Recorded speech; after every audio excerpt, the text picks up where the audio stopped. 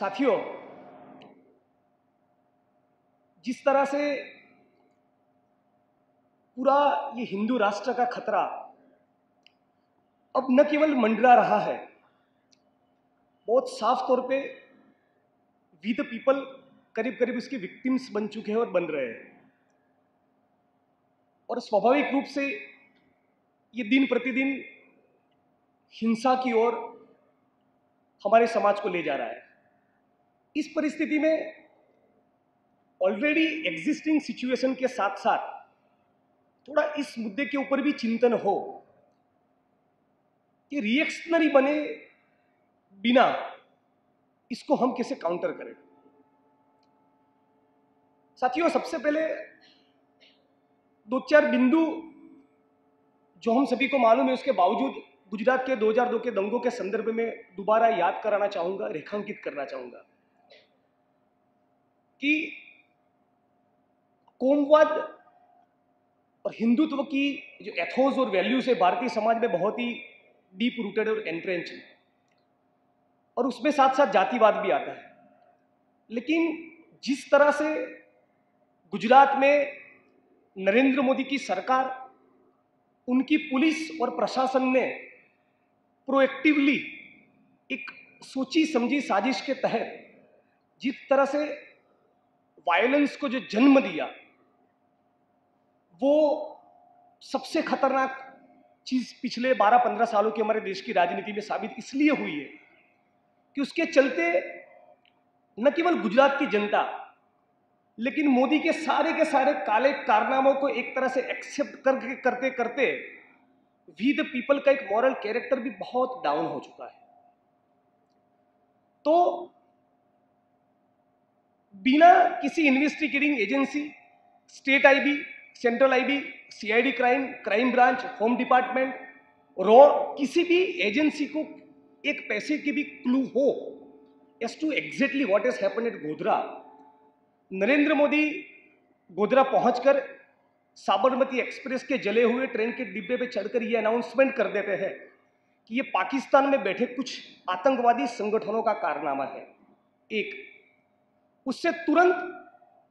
जो 56 लोग मर गए कार सेवक, उनकी डेड बॉडीज उनके रिस्पेक्टिव फैमिलीज को दिए बजाय उसका हवाला अहमदाबाद भेजकर वीएचपी के नेता जयदीप पटेल को सौंपा जा रहा है, ताकि उन लाशों को अहमदाबाद की सड़कों पर बिछाए और जनता को प्रोवोक किया जाए कि बाकायदा आप मुस्लिम्स के ऊपर अटैक करना चालू करो। और तीसरी बात, गुजरात के आईपीएस राहुल शर्मा की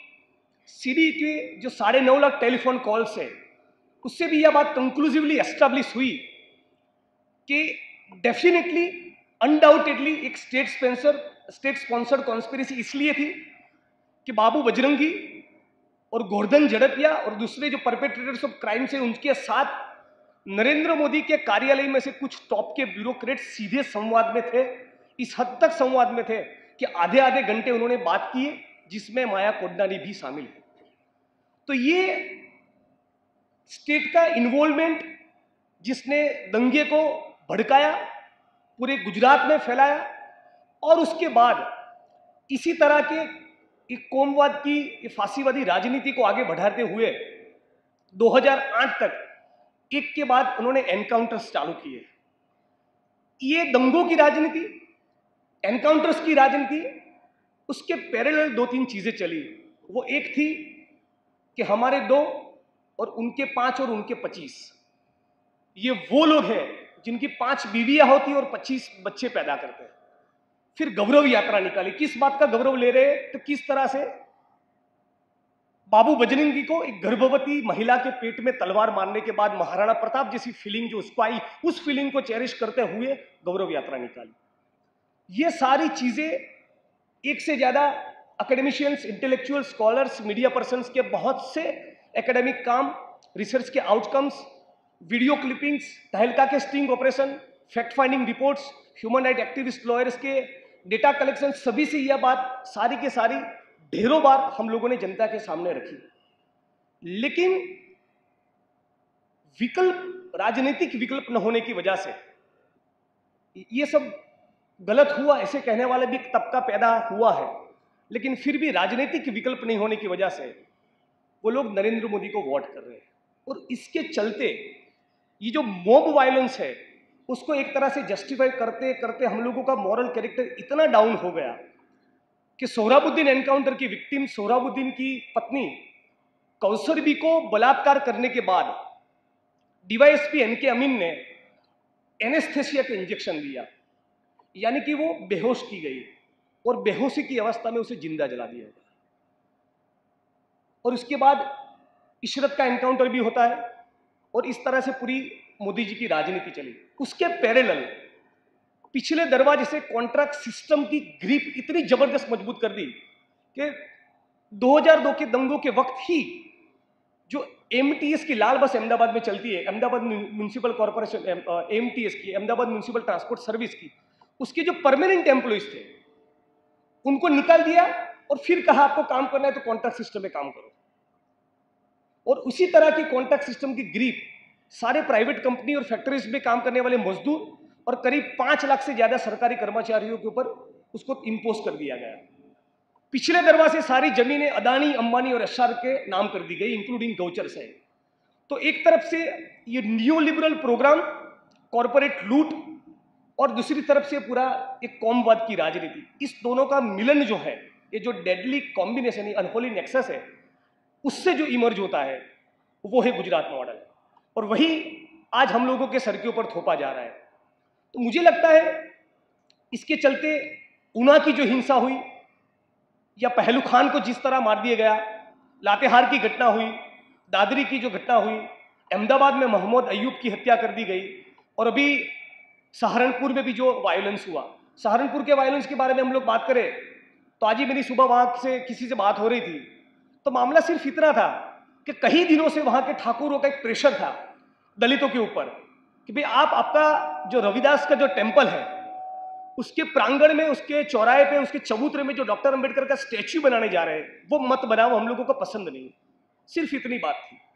तो दलितों का एसर्शन या दलितों का किसी भी क्षेत्र में एक तरह से उभार हो, वो उनसे सहन नहीं हो रहा है। और फिर वो अचानक महाराणा प्रताप की एक यात्रा लेकर उस गांव में पहुंचते हैं और 60 से ज्यादा दलितों के घर जला दिए जाते हैं। बिल्कुल इसी तरह उत्तर गुजरात में पाटन जिले में वडावली नाम का गांव है, वहां पर भी 100 से ज्यादा मुसलमानों के भी घर जला दिया गए। तो ये बात तो साफ तौर पे दिख रही है कि जिस तरह से हिंदू राष्ट्र बनाने की उनकी जो मंशा है उसके चलते हर दिन हिंसा बढ़ रही है, दलित और मुसलमानों के ऊपर अटैक्स बढ़ रहे हैं। मुझे लगता है उसको काउंटर करने का एक तरीका तो स्वाभाविक रूप से ये है कि वो जिस तरह के सांस्कृतिक वैल्यूज हम लोगों के ऊपर इंपोज करते हैं, गाय को माता बनाकर या भारत माता के नाम पे या सरस्वती का गुणगान करके, तो उसको तो हम लोगों को कल्चरली काउंटर करना ही चाहिए कि भाई कुत्ती और गधी माता नहीं तो गाय माता क्यों, चलिए एक संवाद करते हैं। तो उस तरह से एक सांस्कृतिक प्रगतिशील कंटेंट वाला संवाद तो हम लोगों को जनता के बीच में ले जाना ही चाहिए। लेकिन साथ साथ मुझे ऐसा लगता है कि हम लोगों का कहीं ना कहीं वर्किंग क्लास के बीच में उनकी वर्गीय चेतना बढ़े और वो पूरी इंटेंसिटी के साथ अपने रोटी, कपड़ा, मकान, शिक्षा, चिकित्सा, फिक्स पगार, कॉन्ट्रैक्ट सिस्टम, अनएम्प्लॉयमेंट, ये सारे सवालों के साथ ये वर्किंग क्लास के तबके उठ खड़े हो और दलित मुस्लिम्स की एक यूनिटी केवल रेटोरिक के तौर पे या कॉन्फ्रेंसिस और सेमिनार में नहीं, एक मटेरियल रियलिटी बनकर जिस तरह से ऊना में प्रकट हुई या उस तरह से आने वाली दुनिया में के दूसरे कार्यक्रम से बाहर आए, वो जब तक नहीं होगा तब तक कहीं ना कहीं हमारी कंसर्न या कमिटमेंट कितनी भी अच्छी हो, हम लोग कहीं ना कहीं रिएक्शनरी बनकर रह जाते हैं। तो ऐसे वर्किंग क्लास के जन आंदोलन हम लोगों को पैदा करना होगा जिसमें हम लोग रिएक्शनरी ना बने और खुद का एजेंडा सेट करते हो। वो किस तरह से हो सकता है और वो कितना क्रिएटिविटी के साथ हम लोग कर सकते हैं, उसके ऊपर थोड़ी बहुत हम लोगों की इन फोर्सेस को काउंटर करने की और खुद की सक्सेस अचीव करने का एक आधार उसके ऊपर रहेगा। मैं एक रफ आइडिया आपके बीच में थ्रो करता हूं। मान लीजिए कि ऊना की घटना को, ऊना की वारदात को भी जुलाई में 1 साल होगा। उस 1 साल के मौके पर हम लोग क्या कर सकते हैं? मैं ऐसा मानता हूं कि ऊना के आंदोलन की सक्सेस के जो 3-4 डायमेंशन थे उसमें सबसे महत्वपूर्ण डायमेंशन ये था कि गाय की पूछ आप रखो, वो जब हम कहते हैं तब उनके कम्युनल एजेंडा को तो रिजेक्ट करते ही है, लेकिन जब ये कहते कि हमें हमारी जमीन दो, तब हमें जो चाहिए वो एजेंडा सेट करते हैं। तो वो एजेंडा खुद हम लोग सेट करें। हमारी जो भी लिमिटेड कैपेसिटी है, लिमिटेड लोग हैं, यूजुअल सस्पेक्ट्स की ही गैंग हम लोगों के बीच में हमेशा रहती है, बहुत लिमिटेड रिसोर्सेज, उन सबके बावजूद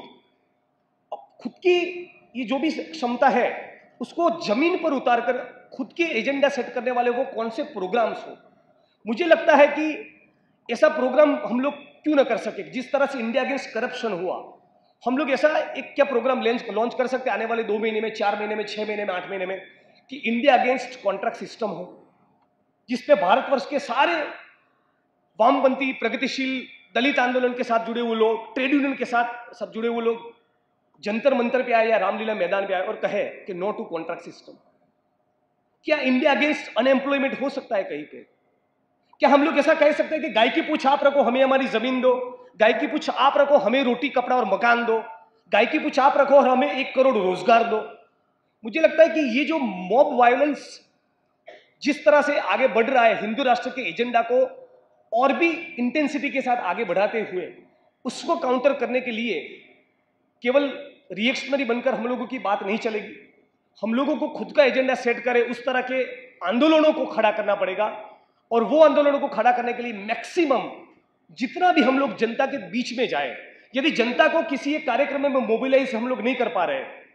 तो जनता जहां पर है उनके बीच में हम लोग जाए और लगातार पर्चे बांटे जाए, पोस्टर्स कैंपेन हो, सोशल मीडिया के जरिए कैंपेन हो, छोटा मोटा माइक लेकर भी उनके बीच में चले जाए। ये गाय माता वाली पॉलिटिक्स क्या है, भारत माता वाली पॉलिटिक्स क्या है, हम लोगों के आर्थिक सवाल क्या है, क्यों इस देश में केवल 10% लोगों के पास 80% संपत्ति के ऊपर उनका कब्जा है, कुपोषण और आरोग्य संबंधी बीमारियों के चलते हर साल क्यों 9,000 बच्चे मर जाते हैं, 50% बहनों के बॉडी में खून की कमी क्यों है, क्यों 90,000 करोड़ के नर्मदा की कैनाल के बजट के बावजूद आधा गुजरात प्यासा क्यों है, क्यों 5 लाख से ज्यादा कर्मचारियों को 5 साल तक 4,500 के सैलरी पे फिक्स पगार की स्कीम में रखकर उनका जबरदस्त एक्सप्लॉयटेशन किया जा रहा है। लेप्रोसी के पेशेंट्स के लिए एकमात्र जो अस्पताल था गुजरात में वो भी क्यों बंद कर दिया गया है। तो ये वो कुछ सवाल है, मुझे लगता है वो खास करके यूथ में बीच में हम लोगों को उठाना पड़ेगा और इस तरह के सवाल उठाकर ये जो कौमवादी फांसीवादी ताकतें हैं उनको शायद हम लोग काउंटर कर पाएंगे। वर्गीय चेतना, वर्किंग क्लास की, श्रमजीवी वर्ग की जब तक एक पूरी ताकत के साथ हम लोग खड़ा नहीं कर पाएंगे, उनके बीच में से कोई जन आंदोलन खड़ा नहीं होगा, तब तक मैं मानता हूं कि ये हिंसा का, हिंदू राष्ट्र का जो पूरा कारोबार है वो चलता रहेगा। दूसरा, उसके साथ साथ मैं मानता हूं कि अब आपके और हम लोगों के बीच में इस बात को लेकर तो कोई दो राय है ही नहीं कि in the final analysis Hindu राष्ट्र का 2 मतलब है, एक तो मुसलमानों को मार भगाओ और दूसरा कि हिंदू राष्ट्र यानी कि सनातन धर्म की जो फिलोसॉफी है, वर्ण व्यवस्था को, जाति व्यवस्था को, कास्ट सिस्टम को इंटेक्ट रखो, हो सके तो और भी दुरुस्त और एनहांस करो। तो हम लोगों के बीच में भी ये एक डिबेट भी आइडियोलॉजी के स्तर पर बहुत तगड़ी होनी चाहिए कि जाति निर्मूलन कैसे हो, और जाति निर्मूलन कैसे हो उसके स्वाभाविक रूप से 2 पहलू होने चाहिए कि कास्ट हम लोगों की चेतना के साथ जुड़ा हुआ सवाल है, तो एट द सेम टाइम उसका एक मटेरियल फाउंडेशन भी है। तो दलित आंदोलन के डिस्कोर्स में भी मैं मानता हूं ये बहुत बड़ी कमी है। और दलित मुसलमान के संदर्भ में जिस तरह से ऊना के आंदोलन ने एक रास्ता दिखाया, मैं मानता हूं अहमदाबाद में, गुजरात में और गुजरात के बाहर भी जहां जहां पर दलित और मुसलमान की आबादी है, वहां पर केवल पहलू खान और ऊना की बात न हो, पहलू खान और ऊना की तो बात हो, मोहम्मद अय्यूब और दादरी की तो बात हो ही हो, लेकिन उसके साथ साथ वो दोनों कम्युनिटी के लोग जहां पर साथ में रहते हैं, वो दोनों वर्किंग क्लास के हैं, वो किन फैक्ट्रीज में जाते हैं और वहां पर उनका पीएफ कटता है कि नहीं, वहां पर वो कॉन्ट्रैक्ट सिस्टम का किस तरह से शिकार है, वहां पर उनको मिनिमम वेजेस मिलता है कि नहीं, वहां पर उनके शेल्टर के क्या सवाल है, वहां पर उनके सिविक राइट्स के क्या सवाल है, बेसिक एमिनिटीज है कि नहीं। ये वो जो सवाल है, उन दोनों सवालों को हम लोग जब अच्छी तरह से लिंक कर पाएंगे क्रिएटिविटी के साथ और इस आंदोलनों में यूथ को जोड़े, तब जाके मैं मानता हूं कि हिंदू राष्ट्र की उनकी जो जातिवादी, कौमवादी, फांसीवादी डिजाइन है, उसके सामने कल्चरल और मटेरियल एक अच्छा रिस्पॉन्स और एक एजिटेशन हम लोग खड़ा कर पाएंगे। तो इतनी बात के साथ मेरी बात यहाँ पे रखता हूँ। Thank you so much.